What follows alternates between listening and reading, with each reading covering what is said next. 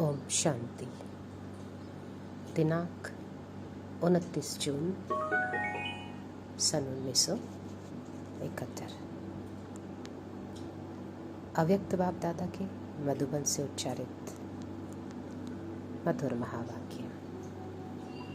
वाणी का विषय है नॉलेज की माइट से पुरुषार्थ का मार्ग स्पष्ट।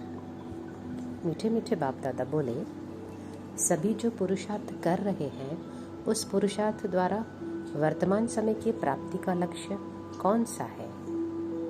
बाप दादा बोले, देव पद की प्राप्ति तो भविष्य की है, लेकिन वर्तमान समय पुरुषार्थ की प्राप्ति का लक्ष्य कौन सा है।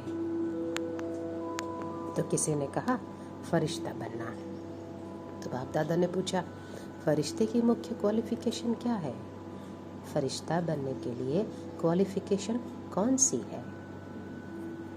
फिर बाप दादा बोले, एक लाइट, दूसरी माइट चाहिए। दोनों ही जरूरी है। लाइट और माइट दोनों ही फरिश्तेपन की लाइफ में स्पष्ट दिखाई देते हैं। लाइट प्राप्त करने के लिए विशेष कौन सी शक्ति चाहिए। शक्तियां तो बहुत है ना, लेकिन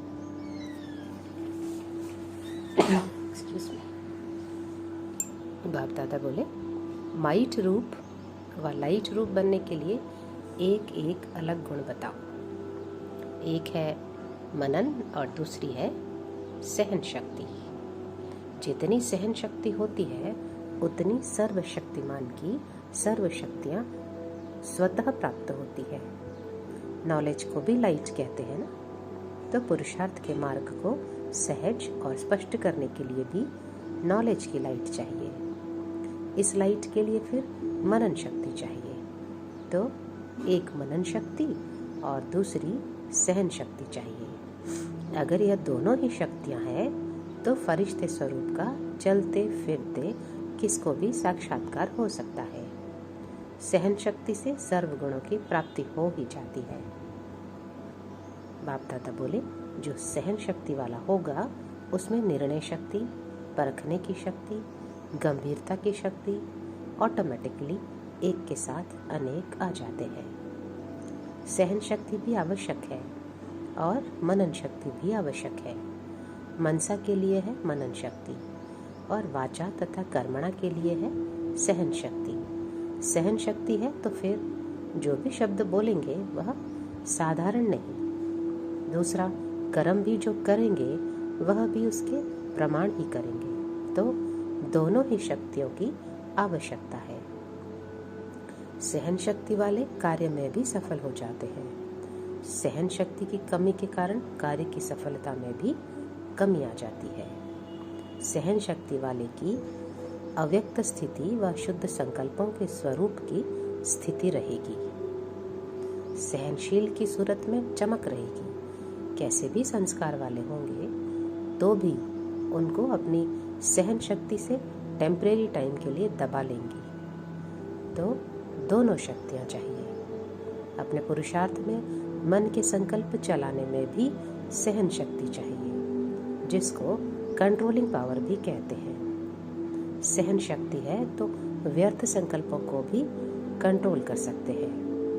तो इन दोनों शक्तियों के लिए अटेंशन रखना है। नंबर 1 बिजनेसमैन बनने के लिए सहज तरीका क्या है।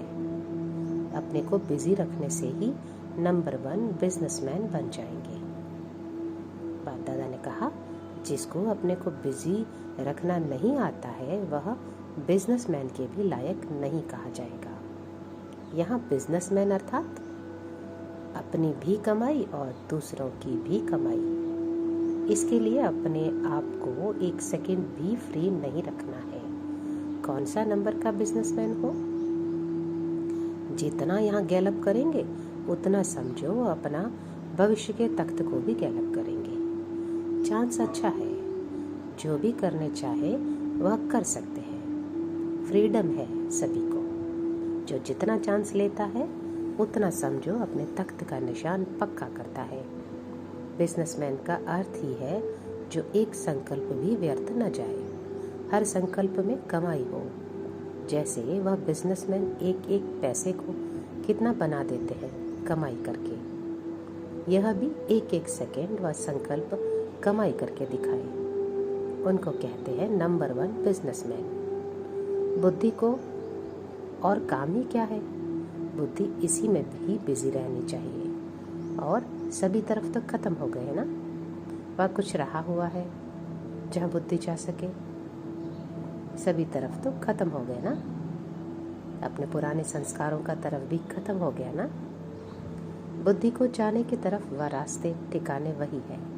बुद्धि वह तो पुराने संस्कार तरफ जाएगी, वह तो अपने शरीर के हिसाब किताब तरफ जाएगी, वह मन के व्यर्थ संकल्पों तरफ खींचेगी। ये तो सभी खत्म हो गए ना। बल शरीर का रोग होता है, उसकी नॉलेज रहती है कि यह फलाना दर्द है, इसका यह निवारण है, क्योंकि यह लक्ष्य है।